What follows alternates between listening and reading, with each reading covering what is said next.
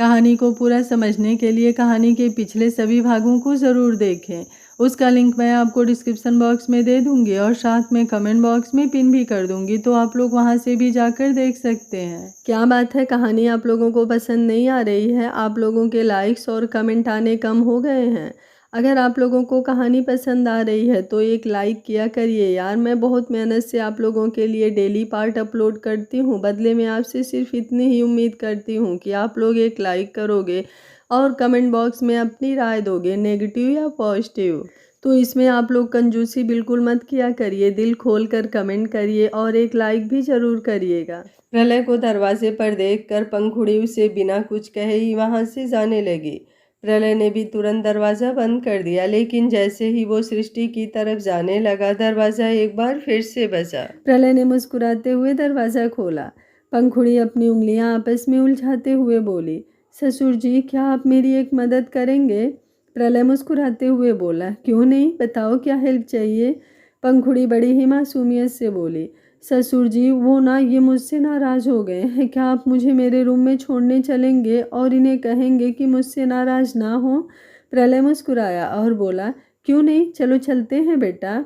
ये बोलकर वो बाहर की तरफ आया और फिर पंखुड़ी के साथ प्रांस के रूम की तरफ बढ़ गया।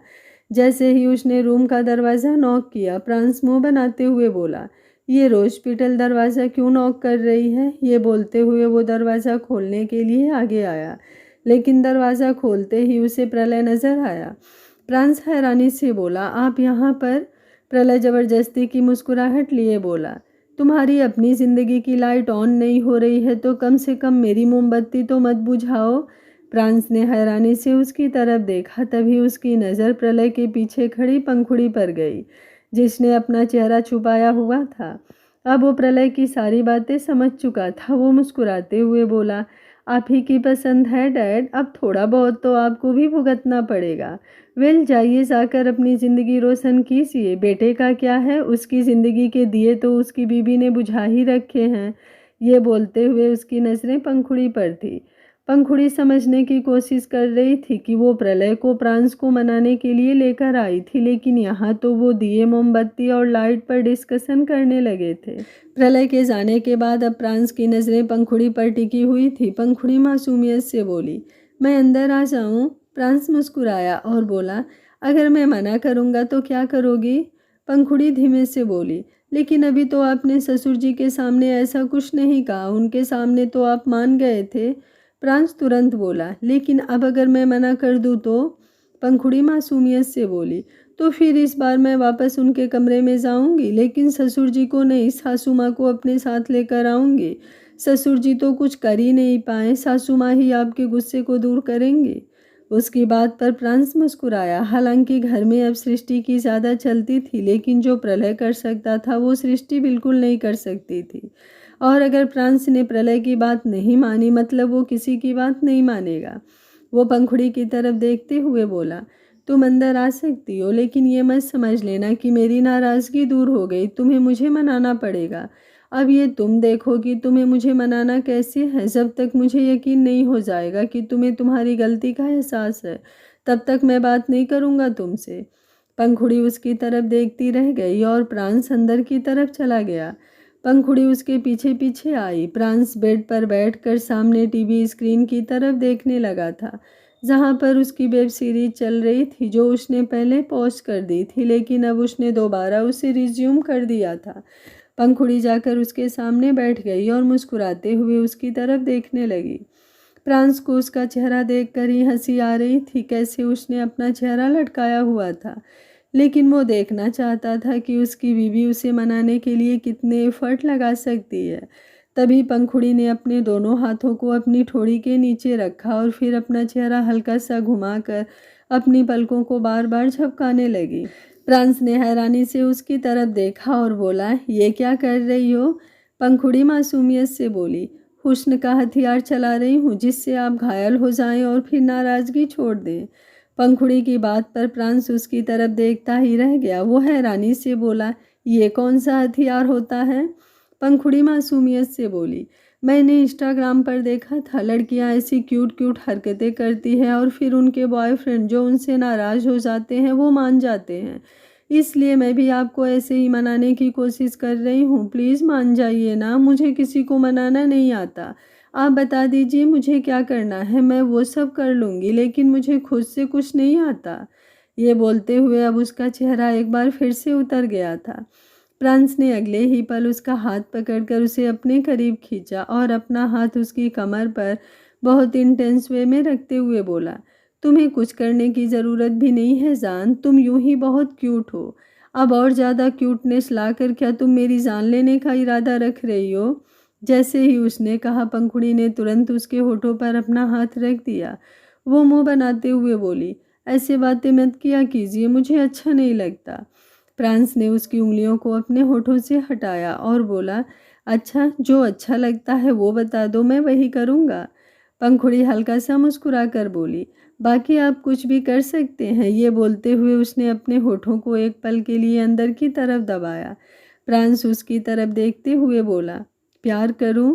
पंखुड़ी ने शर्माते हुए अपनी पलकें झुका दी। फ्रांस के चेहरे की मुस्कुराहट और भी ज़्यादा लंबी हो गई। उसने धीरे धीरे पंखुड़ी को नीचे बिस्तर पर लिटाया और फिर उसके ऊपर झुककर उसके लबों को बंद कर दिया।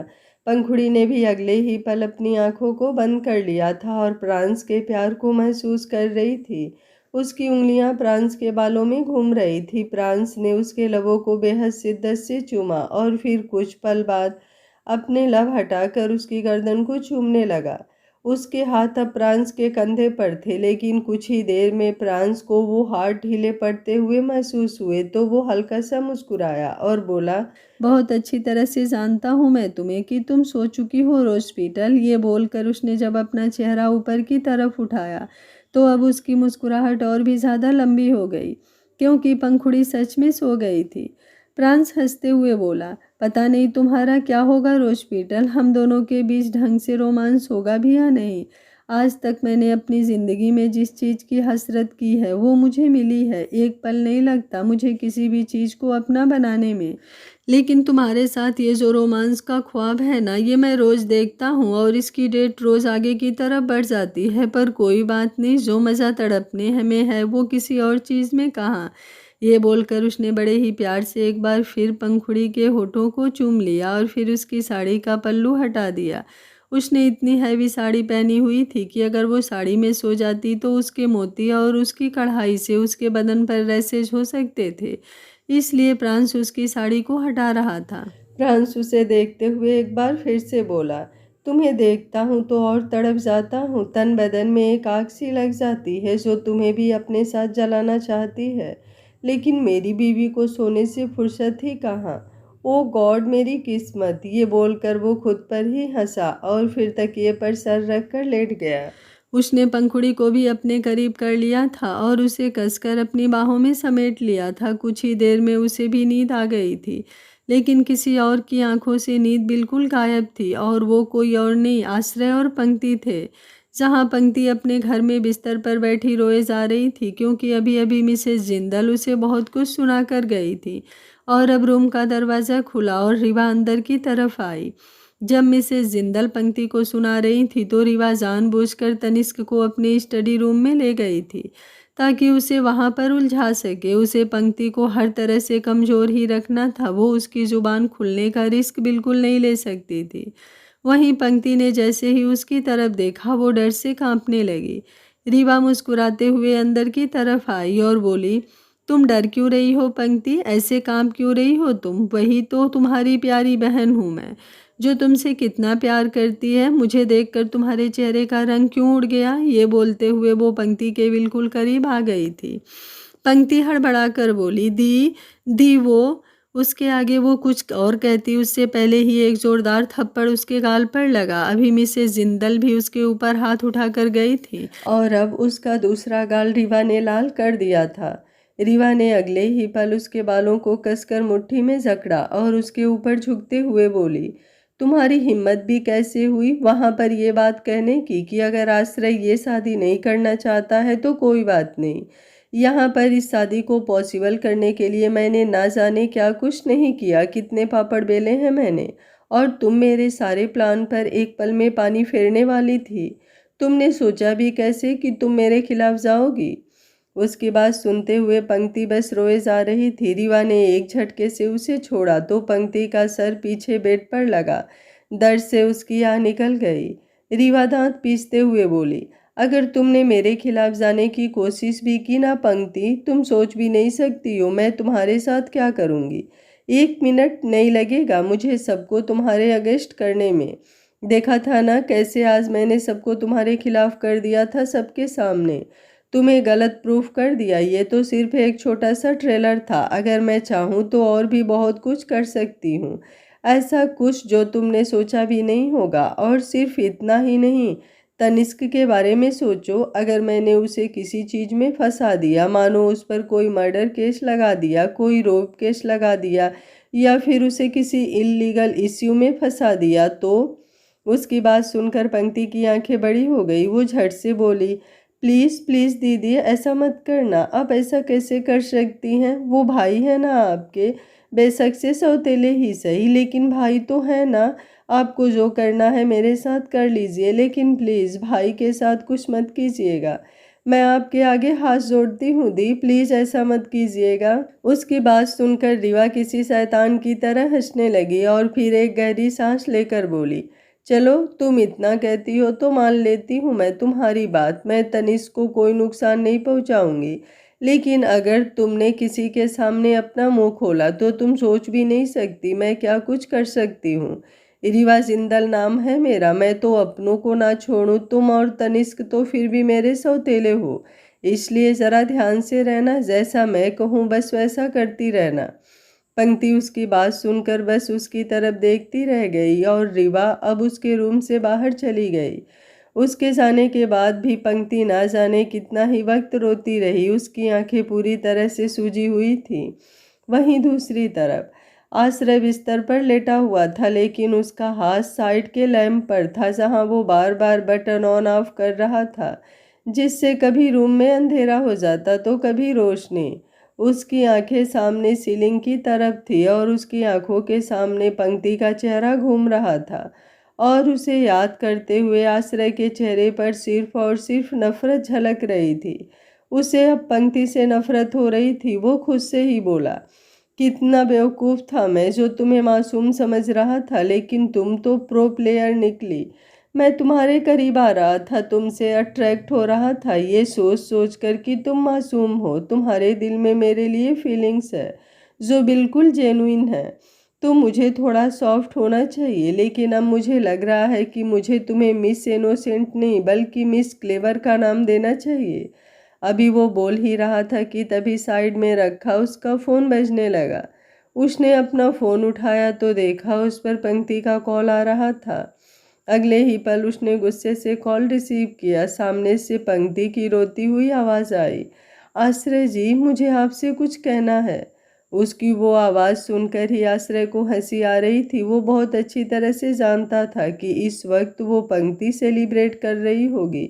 आखिर उसे जो चाहिए था उसने उसे हासिल कर लिया था, लेकिन उसके सामने वो रोने का ड्रामा कर रही है। वो उसके कुछ बोलने से पहले ही बोला, एक बात कहूँ तुम्हें पंक्ति। उसका सवाल सुनकर अब सामने से पंक्ति चुप हो गई।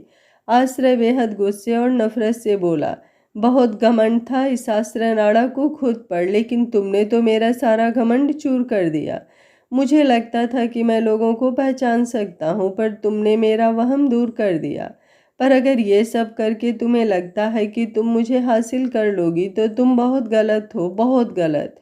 मुझे हासिल करना अब तुम्हारा ख्वाब रहेगा। बेशक से आज वो सब हुआ हम दोनों के बीच, लेकिन आइंदा तुम मेरी नज़रें भी खुद पर पाने के लिए तरस जाओगी। And I mean it miss clever. उसकी बात सुनकर पंक्ति सामने से कुछ बोल ही नहीं पाई। रीवा और मिसेस जिंदल ने उसके साथ जो कुछ किया उसकी तकलीफ उसे हो रही थी, लेकिन आश्रय की बातें उसे और भी ज़्यादा तोड़ रही थी। वो उसे सबसे ज़्यादा तकलीफ दे रही थी। वो कुछ कहती उससे पहले ही सामने से आश्रय ने कॉल डिस्कनेक्ट कर दिया था। पंक्ति बस अपने फ़ोन की तरफ देखती ही रह गई।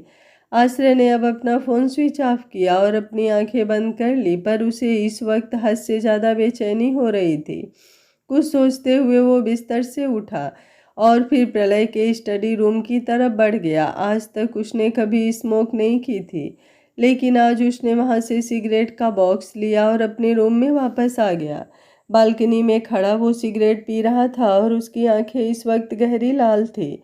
कुछ देर बाद वो वापस बिस्तर पर आया और लेटकर उसने अपनी आंखें बंद कर ली।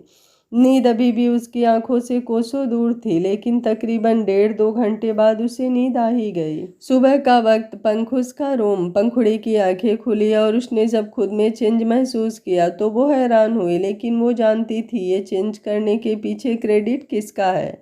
उसने अपने अगल बगल देखा जहाँ पर प्रांस नहीं था तो वो हैरान हुई। तभी रूम का दरवाज़ा खुला और प्रांस अंदर की तरफ आया। वो जिम से वापस आया था, उसके बाद वो शादी के फंक्शन में बिजी हो जाने वाला था, तो वो सुबह सुबह ही उठकर जिम चला गया था। पंखुड़ी को देखते हुए वो मुस्कुराया और बोला, गुड मॉर्निंग जान। पंखुड़ी भी मुस्कुराकर बोली, गुड मॉर्निंग जान। लेकिन अभी उसकी बात पूरी भी नहीं हुई थी कि प्रांस बिस्तर पर उसके बिल्कुल करीब आकर बैठा और अगले ही पल उसने पंखुड़ी के होठों को लॉक कर दिया। पंखुड़ी हैरान रह गई। अभी तक तो उसने ब्रश भी नहीं किया था, ब्रश करना तो दूर, वो बिस्तर से भी नहीं उठी थी। लेकिन प्रांस तो जिम से आने के बाद अपना फेवरेट टॉनिक पी रहा था। तकरीबन 5 मिनट बाद प्रांस उससे दूर हुआ तो पंखुड़ी उसकी तरफ देखते हुए बोली, बिना ब्रश के किस कैसे कर लेते हैं आप? आपको अजीब नहीं लगता? प्रांस हल्का सा मुस्कुराया और फिर उसे गहरी नज़रों से देखते हुए बोला, बिना ब्रश के मैं बहुत कुछ कर सकता हूँ। प्रांस की आंखों में शरारती चमक थी और होठों पर एक लंबी सी मुस्कान। ये तो कुछ भी नहीं है मेरी जान। प्रांस उसके गालों को चूमते हुए बोला। उसकी बात सुनकर पंखुड़ी उसकी तरफ देखती ही रह गई। प्रांस की बात सुनकर पंखुड़ी शर्माते हुए उसे देख रही थी। प्रांस बिस्तर से उठा और बोला, अब जल्दी से उठ जाओ और शॉवर ले लो, हमें ब्रेकफास्ट के लिए नीचे चलना होगा। बाद में तुम्हें और भी बहुत सारे काम करने होंगे ना। और हाँ, मुझे याद आया, अब तो तुम्हें अपनी सासू माँ को और भी ज़्यादा इम्प्रेस करके रखना होगा, वरना क्या पता अगर कल को पंक्ति ने आकर सच में तुम्हारी जगह ले ली तो। वैसे पंक्ति तो तुमसे भी ज़्यादा क्यूट है, इसलिए थोड़ा ध्यान ही रखना। उसकी बातें सुनते हुए पंखुड़ी का चेहरा एकदम उतर गया। वो उठकर जल्दी से प्रांस के पास आई और बोली, क्या क्या सच में ऐसा हो सकता है? क्या सासू माँ मेरी जगह पंक्ति को दे सकती हैं? प्रांस कंधे अपना उचकाकर बोला, कुछ कहा नहीं जा सकता, मैंने कहा ना, पंक्ति तुमसे ज़्यादा क्यूट है। अभी वो बोल ही रहा था कि पंखुड़ी मुंह बनाते हुए बोली, आपके लिए सिर्फ मैं क्यूट हूँ और कोई नहीं, खबरदार अगर आपने किसी और को क्यूट कहा तो। प्रांस हैरानी से उसकी तरफ देखते हुए बोला, क्यों? मैं किसी को क्यूट क्यों नहीं कह सकता? पंखुड़ी गुस्से से मुंह बनाते हुए बोली, मतलब आप नहीं मानेंगे? प्रांस बेफिक्री से बोला, देखो मैं कुछ गलत तो बोल नहीं रहा, वही बोल रहा हूँ जो सच है। अब अगर तुम्हें जलन हो रही है तो इसका मतलब ये तो नहीं कि मैं तुम्हें झूठ बोलूँगा। पंखुड़ी पप्पी फेस बनाते हुए बस उसकी तरफ देखती रही। प्रांस क्लोजेट से अपने कपड़े निकालने लगा, लेकिन फिर अचानक रुका और बोला, जान प्लीज़ मेरे कपड़े निकाल दो ना। पंखुड़ी मुंह बनाते हुए बोली, जाइए जाकर पक्ति से ही निकलवा लीजिए। ये बोलकर वो तुरंत वॉशरूम में चली गई। उसके जाने के बाद प्रांस की हंसी छूट गई। वो जल्दी से बोला, बड़ा परेशान किया था ना तुमने मुझे तंज के साथ मिलकर, अब देखना मैं कैसे तुम्हें जलाऊंगा। ये बोलते हुए उसके चेहरे पर भी शरारती मुस्कुराहट थी। वहीं पंखुड़ी वॉशरूम के अंदर यही सोच रही थी कि क्या सच में पंक्ति उससे ज़्यादा क्यूट है? अगर है तो बाकी सबके लिए रहे ना, प्रांस उसे पंखुड़ी से ज़्यादा क्यूट कैसे कह सकता है? तकरीबन 10-15 मिनट बाद वो वॉशरूम से बाहर निकली तो प्रांस बिस्तर पर बैठा था। वो पंखुड़ी के बाहर आने का इंतज़ार ही कर रहा था। पंखुड़ी बाहर की तरफ आई तो वो मुस्कुराते हुए उसे देखने लगा, लेकिन पंखुड़ी मुंह बनाकर क्लोजेट की तरफ बढ़ गई। प्रांस के चेहरे पर एक बार फिर से हंसी तैरने लगी। वो शावर लेने के लिए वॉशरूम जाने लगा, लेकिन जैसे ही उसने दरवाजे को हाथ लगाया, पंखुड़ी ने उसे हल्का सा धक्का दिया और खुद वॉशरूम के अंदर बढ़ते हुए बोली, क्यों? आपको क्यों जल्दी रेडी होना है? पंक्ति के लिए, वो आने वाली होगी ना, इसलिए आपको उसके आने से पहले रेडी होकर रहना है ना। लेकिन मैं ऐसा नहीं होने दूंगी, पहले मुझे शावर लेना है, पहले मुझे रेडी होना है।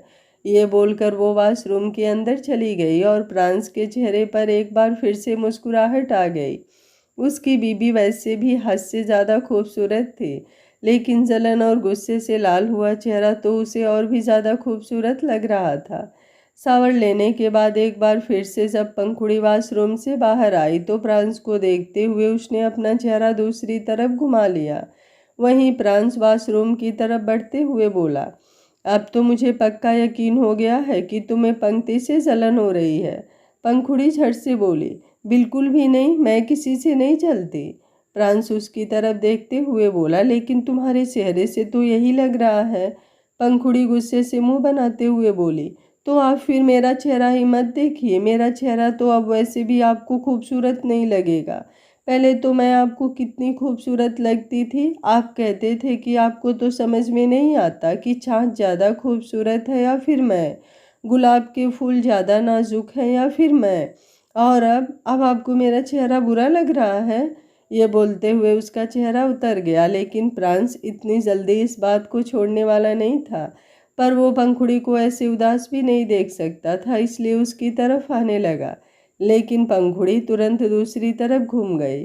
प्रांस भी एटीट्यूड दिखाते हुए वापस बाथरूम की तरफ बढ़ गया और बोला, शादी करके पंक्ति जब इस घर में आएगी ना तो देखना वो सबकी जान बन जाएगी।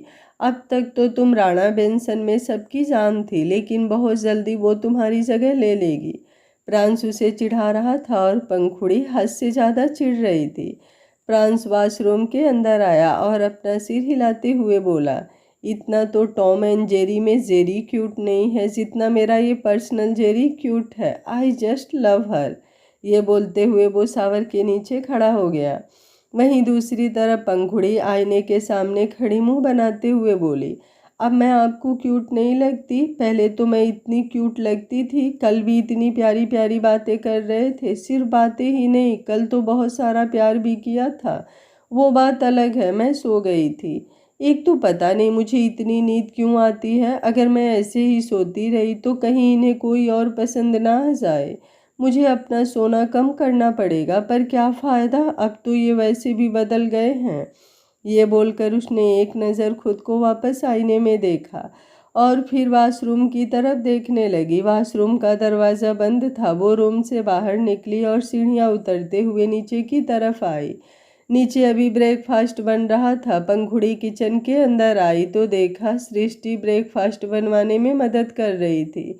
रागिनी भी उसके साथ थी और नताशा कुसुम जी के साथ हॉल में बैठी बाकी काम देख रही थी। पंखुड़ी आगे की तरफ आई और सृष्टि जो टोस्ट बना रही थी उसके हाथों से ब्रेड लेते हुए बोली, ये मैं बना लूँगी सासू माँ। सृष्टि ने मुस्कुराते हुए उसकी तरफ देखा और बोली, क्यों, मैं बना रही हूँ ना, तुम जाकर डाइनिंग टेबल पर बैठो, या फिर एक काम करो, सोफे पर जाकर देखो तुम्हारी नताशा बुआ और दादी सासू माँ क्या कर रही हैं। ये सब मैं कर लूँगी बेटा। ये बोलते हुए उसने पंखुड़ी के हाथों से वो ब्रेड वापस ले लिया। पंखुड़ी, जिसे इस बात की टेंशन थी कि कहीं उसकी सासू माँ पंक्ति से इम्प्रेस ना हो जाए, उसने वो ब्रेड वापस लिया और जल्दी से बोली, नहीं सासू माँ, ये मैं ही बनाऊंगी और बाकी सारा काम भी मैं ही करूँगी। सृष्टि चौंक कर बोली, क्यों, तुम क्यों करोगी सारा काम? पंखुड़ी झट से बोली, बस आज से घर का सारा काम मैं करूँगी। ये बोलते हुए उसका चेहरा मायूस था, जिससे साफ पता चल रहा था कि वो खुशी खुशी तो ये बात नहीं बोल रही है। सृष्टि ने एक नज़र रागिनी को देखा। रागिनी ने अपने कंधे हल्के से ऊपर की तरफ उठा दिए। अब उसे क्या पता था कि आज पंखुड़ी को क्या दौरे पड़ रहे हैं। सृष्टि ने उसके गाल पर अपना हाथ रखा और बोली, लेकिन इतना तो बताओ बेटा कि तुमने ये फैसला क्यों लिया? आखिर अचानक से ऐसा क्या हुआ? क्या किसी ने तुमसे कुछ कहा? ये बोलते हुए उसकी नज़र दरवाजे पर खड़े हुए प्रांस पर गई, जिसके हाथ में एप्पल था और उसके चेहरे पर मुस्कुराहट थी। उसे देखते हुए ही सृष्टि समझ चुकी थी कि यह आग पक्का प्रांस की लगाई हुई है और वो इस आग को एंजॉय करने भी आ गया है। सृष्टि ने गहरी नज़रों से रागिनी को देखा तो रागिनी ने अपनी आईब्रो ऊपर की तरफ उठाई। अगले ही पल वो अपना सिर हिलाकर प्रांस की तरफ देखने लगी। प्रांस रागिनी के कुछ बोलने से पहले ही बोला, अगर किसी को अपने दिल की बात मुझे कहनी है तो सीधा सीधा कहे, ये बीच में मीडिएटर लाने की ज़रूरत नहीं है। उसकी बात सुनकर सृष्टि ने मुंह बनाया और वापस रागिनी को गहरी नज़रों से देखा। रागिनी ने एक बार फिर से नजरें उसकी तरफ घुमाई। अगले ही पल उसके चेहरे पर थोड़ा डर झलकने लगा, क्योंकि सृष्टि उसे और भी ज्यादा घूर कर देख रही थी। रागिनी ने अब दोबारा प्रांस की तरफ देखा। प्रांस, जो काफी हद तक अंदर आ गया था, वो रागिनी की तरफ देखते हुए बोला, मुझे नहीं पता था कि यहाँ पर कई लोगों को अपनी जुबान वेकेशन पर गई हुई है, इसलिए वो दूसरों की जुबान यूज करते हैं। उसकी बात सुनकर रागिनी ने उसे घूर कर देखा और बोली, सृष्टि मेरी जुबान यूज नहीं कर रही है, वो तुमसे बात नहीं करना चाहती, इसलिए मैं तुमसे पूछ रही हूँ, क्या तुमने पंखुड़ी को कुछ कहा? पंखुड़ी, जो कब से सृष्टि, रागिनी और प्रांस की तरफ देख रही थी और समझने की कोशिश कर रही थी कि आखिर उन लोगों के बीच क्या चल रहा है, वो तुरंत बोली, ऐसा नहीं है चाची सासू माँ, इन्होंने मुझे कुछ नहीं कहा, और वैसे भी ये मुझे कुछ क्या ही कहेंगे, इन्हें तो मुझे कुछ कहने की फुर्सत ही नहीं है। आजकल तो इन्हें दूसरे लोग क्यूट लगते हैं, दूसरे लोग अच्छे लगते हैं, मैं तो इन्हें पसंद भी नहीं। उसकी बात सुनकर सृष्टि ने घूर कर प्रांस की तरफ देखा। अब तो उसे यकीन हो गया था कि ये सब कुछ प्रांस का ही किया धरा है। अब वो प्रांस को तो कुछ नहीं कह सकती थी, लेकिन पंखुड़ी को तो समझा सकती थी ना। उसने अब उसका चेहरा पूरी तरह से अपने हाथों में थामा और बोली, तुम बेशक से किसी और को क्यूट लगो ना लगो, लेकिन तुम अपनी इस सासू माँ की जान हो पंखुड़ी। जितना प्यार मैं अपने बाकी तीनों बच्चों के साथ करती हूँ ना, उतना ही प्यार मैं तुमसे भी करती हूँ। तुम बेशक से मुझे अपनी सासू माँ कहती हो, लेकिन मैंने हमेशा तुम्हें अपनी बेटी माना है, और तुम मुझे सच में क्यूट भी लगती हो और बहुत समझदार भी। ये बोलते हुए अब उसने हल्का सा उसके बालों को सहलाया, तो पंखुड़ी ने झट से प्रांस की तरफ देखा, वो भी इतराते हुए, जैसे वो उसे दिखा रही हो कि हाँ, उसकी सासू माँ उसकी तरफ है। अगले ही पल उसने अपनी जीभ निकालकर हल्का सा प्रांस को चिढ़ा भी दिया। सृष्टि और रागिनी दोनों के चेहरे पर दबी हुई मुस्कुराहट आ गई और प्रांस हैरानी से पंखुड़ी की तरफ देखने लगा। तभी प्रांस रागिनी की तरफ देखते हुए बोला, वैसे रागिनी चाची, आप मुझे ये बताइए, आपने पंक्ति के लिए वो सारा सामान ले लिया क्या जो आप उसे उसकी शादी में देने वाली हैं? आई मीन राणा मेंशन में नई बहू आने वाली है, तो उसके लिए आपने तैयारी कर ली क्या? ये बोलते हुए उसकी नजरें पंखुड़ी पर थी। रागिनी कुछ कहती उससे पहले ही प्रांस से एक बार फिर बोला, खैर, अगर आपको कोई हेल्प चाहिए हो तो आप मुझे बता देना। एक्चुअली पंक्ति की पसंद नापसंद मुझे थोड़ी बहुत पता है, तो मैं आप लोगों की हेल्प कर दूंगा। रागिनी उसकी बात सुनकर हैरान रह गई। मतलब आज तक जिसने उससे ढंग से बात तक नहीं की, वो लड़का उसकी हेल्प करेगा? अपनी बात कहकर प्रांस तो वहां से चला गया, लेकिन अब पंखुड़ी एक बार फिर से टेंशन में आ गई। वो जल्दी से सृष्टि की तरफ देखते हुए बोली, सासू माँ, आपको ना पंक्ति को जो देना है आप दे दीजिएगा, मैं आपको बिल्कुल मना नहीं करूंगी, लेकिन आप तो मेरी हैं ना, आप सबसे ज़्यादा प्यार मुझे ही करेंगी ना। उसकी बात सुनकर सृष्टि और रागिनी तो छोड़ो, सबसे ज़्यादा हैरान प्रलय था, जो प्रांस के जाने के बाद अभी अभी दरवाजे पर आकर खड़ा हुआ था। उसके प्यार पर कोई और अपना कब्जा जमा रहा था, ये बात वो कैसे बर्दाश्त कर सकता था। वो जल्दी से बोला, जी नहीं, तुम्हारी सासू माँ सिर्फ मेरी हैं। उसकी बात सुनकर पंखुड़ी हैरान रह गई। उसने प्रलय की तरफ देखा। वहीं प्रलय अंदर आया और सृष्टि की तरफ देखते हुए बोला, ये वाला कार्यक्रम तुमने कब शुरू किया? मुझे नहीं पता था कि तुम्हें ऐसा भी कोई इंटरेस्ट है। सृष्टि ने उसे घूर कर देखा। वहीं पंखुड़ी, जिसे उसकी बातों का मतलब तब समझ में नहीं आया, वो प्रलय की तरफ देखते हुए बोली, ससुर जी, मैं कौन सा सासू माँ को अपने पास रख रही हूँ, वो तो आपके साथ ही रहेंगी, लेकिन वो मेरी भी तो है ना। क्या आप सासू माँ को मेरे साथ शेयर नहीं कर सकते? मुझे भी सासू माँ चाहिए। ये बोलते हुए अब वो एक बार फिर से रोमांसी हो गई थी और उसे यूं देखकर प्रलय भी हैरान था। बात यह थी कि पंखुड़ी जब अपने घर में थी तब भी वो ऐसी ही थी। जब ज्योत्सना बोलती कि मॉम उसकी है, तो वो ऐसी ही अपने मॉम पर अपना हक जताती, और जब तक उसकी मॉम ये नहीं कह देती कि हाँ वो सिर्फ पंखुड़ी की है, तब तक पंखुड़ी उनका पीछा नहीं छोड़ती थी। वो बिल्कुल बच्चों की तरह जिद करती थी और अभी भी उसमें वो बचपना जिंदा था।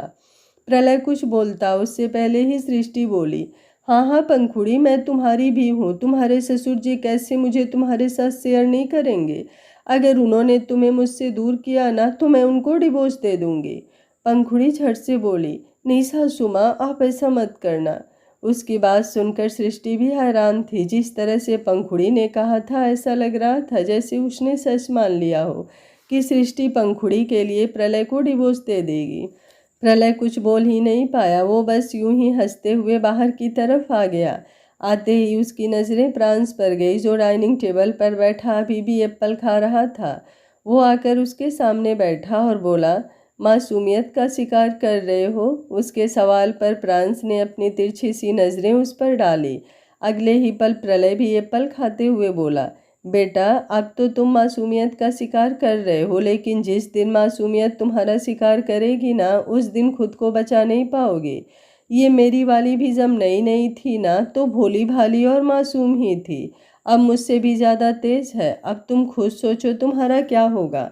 ये बोलकर प्रलय मुस्कुराते हुए वहाँ से चला गया और प्रांस उसे जाता देखता रहा।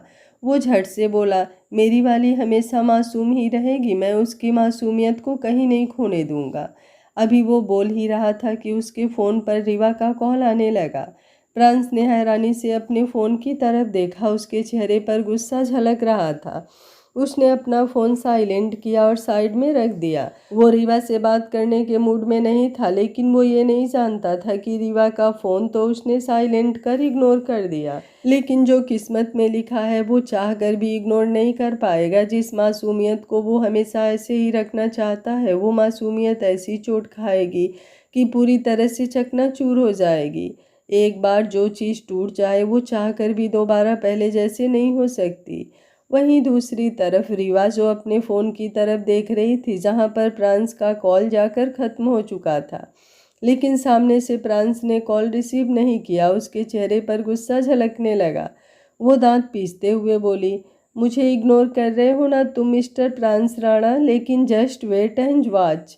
मैंने जो तुम्हारे लिए प्लान किया है ना उसके बाद तुम्हारी ये इग्नोरेंस किसी काम की नहीं रहेगी। रीवा जिंदल यूं ही कुछ प्लान नहीं करती, लेकिन जब प्लान करती है तो इतना परफेक्टली प्लान करती है कि कोई भी उसके प्लान से बच नहीं सकता, फिर बेशक से वो प्रांस राणा ही क्यों ना हो। ये बोलते हुए उसके चेहरे पर तिरछी मुस्कुराहट आ गई। तभी दरवाजे पर पंक्ति आकर खड़ी हुई। वो उसकी तरफ देखते हुए बोली, दी आपने मुझे बुलाया? रीवा मुस्कुराई और बोली, अगर तुम्हें सर्वेंट ने इन्फॉर्म किया है तो मैंने तुम्हें बुलाया ही होगा। इस घर के सर्वेंट पागल तो नहीं है पंक्ति जो यूं ही इधर उधर घूमते फिरेंगे। अंदर आओ। ये बोलते हुए उसके चेहरे पर एटीट्यूड झलक रहा था। पंक्ति रीवा के सामने आकर खड़ी हो गई। उसके चेहरे पर डर साफ दिखाई दे रहा था। तभी रीवा ने उसके कंधे पर अपना हाथ रखा और मुस्कुराते हुए बोली, तुम इतना डरती क्यों हो मुझसे? मानती हूँ मैं कभी कभी गुस्सा करती हूँ, लेकिन मैं इतनी भी बुरी नहीं हूँ पंक्ति जितना तुम मुझे समझ रही हो। आखिर तुम बहन हो मेरी, बेशक से सौतेली ही सही, लेकिन बहन तो हो ना। और मैं ये सौतेली सगी में फ़र्क नहीं करती। तुम आओ मेरे साथ, मुझे तुम्हें कुछ दिखाना है। ये बोलते हुए रीवा ने पंक्ति का हाथ पकड़ लिया और उसे लेकर आगे की तरफ आई। पंक्ति थर थर काँप रही थी। रीवा ने उसे आईने के सामने टेबल पर बिठाया।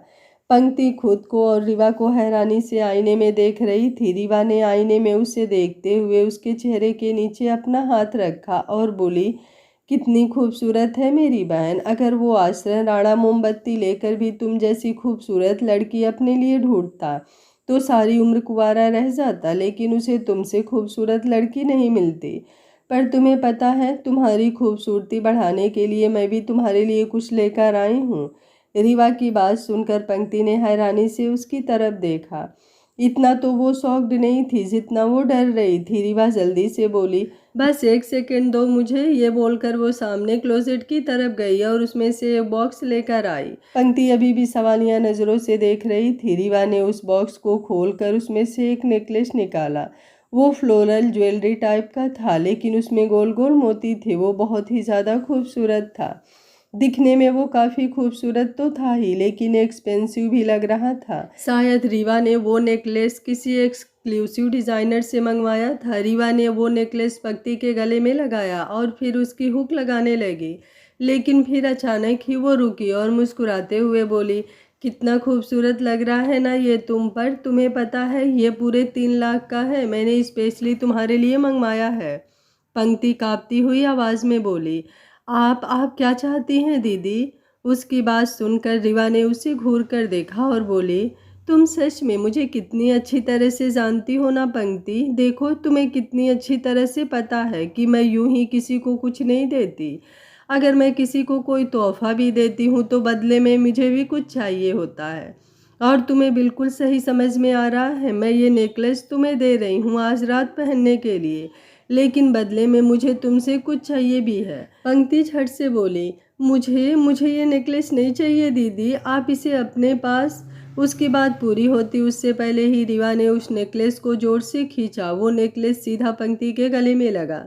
वो नेकलेस पंक्ति के गले में हद से ज़्यादा चुभने लगा। पंक्ति ने तुरंत उसे पकड़ना चाहा, लेकिन रीवा ने उसे बहुत मजबूती से खींच रखा था। रीवा दांत पीसते हुए बोली, तुम्हारी हिम्मत भी कैसे हुई मुझे मना करने की। ये बोलते हुए रीवा किसी साइको से कम नहीं लग रही थी। पंक्ति की आंखों से आंसू बहने लगे। रीवा ने अचानक ही उसे ढीला छोड़ दिया और बोली, अच्छा ठीक है, अगर तुम्हें ये नेकलेस नहीं चाहिए तो मत लो। मैं सबको कह दूंगी कि मैंने पंक्ति को प्यार से एक नेकलेस देना चाहा, लेकिन पंक्ति को मेरे प्यार की कोई वैल्यू ही नहीं है। पंक्ति झट से बोली, ऐसा ऐसा नहीं है दीदी, आप कहती हैं तो मैं इसे पहन लूँगी, लेकिन बदले में आप जो चाहती हैं वो मैं। रीवा ने उसे बीच में रोकते हुए एक बार फिर से उस नेकलेस को जोर से खींचा। इस बार पंक्ति चीख उठी। रीवा दांत भींचते हुए बोली, तुम्हें एक बार में कोई बात समझ क्यों नहीं आती पंक्ति? जब मैंने तुम्हें एक ही बार में बात समझा दी कि तुम मेरी किसी चीज़ को मना नहीं कर सकती, तो मेरे किसी काम को मना करने के बारे में तुमने सोचा भी कैसे? पंक्ति दर्द से तड़पने लगी। रीवा ने एक पल के लिए अपनी पकड़ ढीली कर दी। वो बेहद पागलपन भरे लहजे में बोली, वेल तुम बस मेरा काम सुनो। ये काम तुम्हें करना है या नहीं, इसका ऑप्शन तुम्हारे पास है ही नहीं। अगर तुमने ये काम नहीं किया तो मैं वो करूँगी जिसकी वार्निंग मैंने तुम्हें कल दी थी। जानती हो ना मैंने क्या कहा था तुमसे? सोचो, तनिष्क पर कोई रेप केस, घपले का केस या फिर मर्डर केस भी हो सकता है। वो बेचारा जेल में फंसा हुआ चिल्लाएगा, दीदी मुझे यहाँ से आज़ाद करवाओ। लेकिन उसकी ये दीदी मायूस चेहरा लेकर उसके सामने जाएगी और कहेगी, सॉरी भाई, मैं तुम्हारे लिए कुछ नहीं कर सकती, क्योंकि तुम्हारी अपनी बहन जब तुम्हारे लिए कुछ नहीं करना चाहती तो मैं तो फिर भी सौतेली हूँ, है ना? ये बोलकर उसने एक बार फिर से नेकलेस पर अपनी पकड़ कस दी। पंक्ति बुरी तरह कांपने लगी। उसे ऐसा लग रहा था जैसे उसकी जान निकल रही है। वो जल्दी से बोली, मैं वो सब करूँगी जो आप चाहती हैं। आप मुझे बता दीजिए कि मुझे क्या करना है, मैं पक्का वही करूँगी जो आप बोलेंगे। रीवा ने अब एक बार फिर से उसे ढीला छोड़ दिया और मुस्कुराते हुए बोली, अब की ना तुमने समझदारी वाली बात, बस ऐसे ही मेरे सामने समझदार बनकर रहा करो। मुझे बेवकूफ़ पंक्ति बिल्कुल नहीं पसंद, लेकिन कहीं ऐसा ना हो कि समझदार बनने के चक्कर में तुम मुझे चालाकी करने की कोशिश करो। अगर तुमने जरा सी भी मुझे क्रॉस करने की कोशिश की तो मैं कुछ ऐसा करूँगी कि तुम्हारा भाई सीधा बूम। ये बोलते हुए उसने धमाके की आवाज़ निकाली तो पंक्ति और भी बुरी तरह से डर से कांपने लगी। रीवा ने उसके कंधे पर अपना हाथ रखकर कहा, इतना डरने की ज़रूरत नहीं है, बस मेरे सामने कुछ चालाकी मत करना। पंक्ति झट से बोली, मैं कोई चालाकी नहीं करूँगी दी, मैं प्रॉमिस करती हूँ, मैं वही करूँगी जो आप चाहती हैं। ये बोलते हुए उसकी आंखों से आंसू बेतहाशा गिरने लगे। रीवा ने अब सामने रखा हुआ एक पेपर उठाया और उसे पंक्ति के सामने कर दिया। पंक्ति ने अपने कांपते हुए हाथों से वो पेपर लिया और उसे पढ़ने लगी। उसमें जो लिखा हुआ था उसे पढ़ते ही उसकी आंखें बड़ी हो गई। उसने तुरंत रीवा की तरफ देखा। रीवा मुस्कुराते हुए बोली, बस ज़्यादा कुछ नहीं है, ये डायलॉग तुम्हें अच्छे से याद करने हैं, और इतना तो तुम समझ ही गई होगी कि तुम्हें ये डायलॉग किसके सामने बोलने हैं। पंक्ति झट से बोली, पंखुड़ी भाभी बहुत मासूम है दी, उनके साथ ऐसा मत कीजिए। रीवा ने अपना फ़ोन उठाया और किसी को कॉल किया। सामने से किसी आदमी की भारी भरकम आवाज़ आई, जी मैम साहब कहिए, क्या हुक्म है हमारे लिए? किसको टपकाना है या फिर किसका गेम बजाना है? उस आदमी की बात सुनकर रीवा कुछ कहती उससे पहले ही पंक्ति ने जल्दी से उन डायलॉग्स को याद करना शुरू कर दिया। वो डायलॉग पढ़ते हुए बोली, वैसे प्रांस भाई बहुत ज़्यादा फ्रैंक और फ्रेंडली नेचर के हैं ना, क्योंकि मैंने उन्हें बहुत बार रिवादी के साथ देखा है। रिवादी मीटिंग्स के लिए होटल में जाती हैं तो कई बार प्रांस भैया उनके साथ बहुत वक्त बिताते हैं। इसके आगे वो बोल ही रही थी कि रीवा ने उसे देखते हुए फ़ोन पर कहा, अभी के लिए तो फ़िलहाल कुछ नहीं है, बाकी तुम्हें मेरी सेवा का मौका जल्द ही मिलेगा। कहकर उसने कॉल डिस्कनेक्ट कर दिया। पंक्ति रोते हुए उसकी तरफ देख रही थी। रीवा ने अब उसके कंधे पर अपना हाथ रखा और उसे अपनी तरफ घुमाया। पंक्ति की नज़रें झुकी हुई थी। रीवा ने उसका चेहरा अपने हाथों में थामा और बोली, मेरी प्यारी बहन, अब अपने कमरे में जाओ और ये पेपर अपने साथ ले जाओ। इसे अच्छे से याद कर लेना और पूरा डायलॉग बिल्कुल नेचुरल एक्टिंग के साथ पंखुड़ी के सामने बोल देना। अब जाओ यहाँ से। जैसे ही उसने कहा, पंक्ति झट से अपनी जगह से उठी और तुरंत कमरे से बाहर चली गई। जैसे ही वो बाहर आई, उसकी नज़र तनिष्क पर गई, जो रीवा के कमरे की तरफ ही आ रहा था। पंक्ति ने जल्दी से वो डॉक्यूमेंट अपने हाथ के पीछे कर लिया। तनिष्क उसके सामने आकर खड़ा हुआ और उसे देखते हुए बोला, तुम यहाँ? और तुम इतना रो क्यों रही हो? तुम्हारी आंखें इतनी लाल क्यों हैं? क्या बात है? उसके सवालों पर पंक्ति और भी ज़्यादा घबरा गई। मेरे एक बार कहने पर आप लोगों ने इतने सारे प्यारे प्यारे कमेंट किए कि मेरा मन एकदम खुश हो गया। सच बताऊं तो तबीयत बिल्कुल भी ठीक नहीं है, लेकिन आप लोगों के कमेंट आते हैं तो मेरा मन एकदम उत्साहित हो जाता है अगला पार्ट बनाने के लिए। हर कमेंट का रिप्लाई देना पॉसिबल नहीं हो पाता है, लेकिन मेरे जितने भी व्यूअर मुझे देखते हैं, कमेंट करते हैं, लाइक करते हैं और मेरे चैनल को और मुझे ढेर सारा प्यार और सपोर्ट देते हैं, उनके लिए मैं तहे दिल से उनका धन्यवाद करती हूँ। बहुत बहुत धन्यवाद आप सभी का, मुझे इतना सारा प्यार देने के लिए, मेरे चैनल को सपोर्ट करने के लिए। आज का पार्ट अगर आप लोगों को अच्छा लगा है तो वीडियो को एक लाइक ज़रूर करिएगा और कमेंट बॉक्स को अपने प्यारे प्यारे कमेंट से भर दीजिएगा। उम्मीद करती हूँ आप सभी लोग कहानी को एंजॉय कर रहे होंगे। Thank you for watching. मिलते मस्त रहिए, अपना ख्याल रखते रहिए।